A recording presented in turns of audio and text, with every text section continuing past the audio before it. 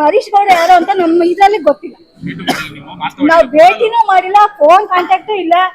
ನಮ್ಗೆ ಏನಿದ್ರು ಮುನೇಗೌಡರು ಬಿಟ್ರೆ ಬೇರೆ ಇನ್ಯಾರು ನಮ್ಗೆ ಗೊತ್ತಿಲ್ಲ. ಈಗ ನನಗೆ ಯಾವುದೇ ಒಂದು ಹುದ್ದೆ, ಈಗ ನಾನು ಸಾಸಲು ಹೋಬಳಿ ಕಾರ್ಯದರ್ಶಿ, ಮಹಿಳಾ ಘಟಕದ ಕಾರ್ಯದರ್ಶಿ, ಅದನ್ನ ನನಗೆ ಮಾಡ್ಬೇಕು ಅಂದ್ರೆ ನನ್ನ ಒಪಿನಿಯನ್ ಇಲ್ಲದೆ ನನ್ಗೆ ಯಾವ ತರ ಸ್ಥಾನ ಇಟ್ಕೊಡ್ತಾರೆ ಅದನ್ನ? ಇವ್ರು ಹೇಳ್ತಾ ಇದಾರೆ, ಪುಟ್ಟರಾಜ್ ಅವ್ರು ಕೇಳಿದೆ ನಾನು, ಅದು ನಿಮ್ಗೆ ಗಮನಕ್ಕೆ ಬರ್ದೇನೆ ನಿಮ್ಗೆ ಯಾವ ಇದ್ರಲ್ಲಿ ನಿಮ್ಗೆ ಸ್ಥಾನ ಕೊಟ್ಟಿದ್ದಾರೆ ಅಂತ. ಇಲ್ಲ, ನಮಗ್ ಗಮನಕ್ಕೆ ಬಂದಿಲ್ಲ ಅಂತ. ಅದೇನೆ ವಿಷಯ.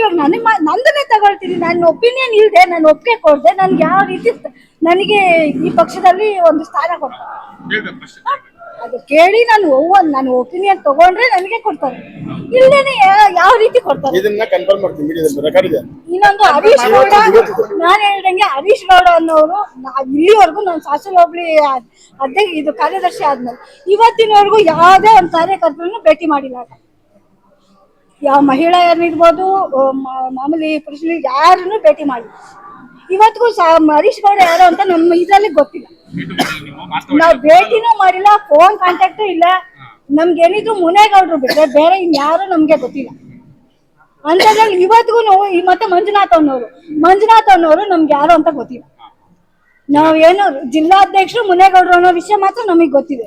ಅದ್ಬಿಟ್ಟು ಈಗ ಯಾರು ನಮ್ಗೆ ಇನ್ನ ವಿಚಾರ ಗೊತ್ತಿಲ್ಲ, ಅದನ್ನ ಮುಖಪರಿಚಯ ಇಲ್ಲ ನಮ್ಗೆ, ಏನು ಇಲ್ದೇನೆ ಇವಾಗ ಮಹಿಳೆಯರು ಸಾಮಾನ್ಯರಿಗೂ ಗೊತ್ತಿಲ್ಲ, ಅಧಿಕಾರದಲ್ಲಿ ಇರೋರ್ಗು ಯಾರು ನಮ್ ತಾಲೂಕಲ್ಲಿ ಯಾರಿಗೂ ಇನ್ನೂ ಅದ್ರ ಬಗ್ಗೆ ಯಾವುದೇ ವಿಷಯ ಗೊತ್ತಿಲ್ಲ.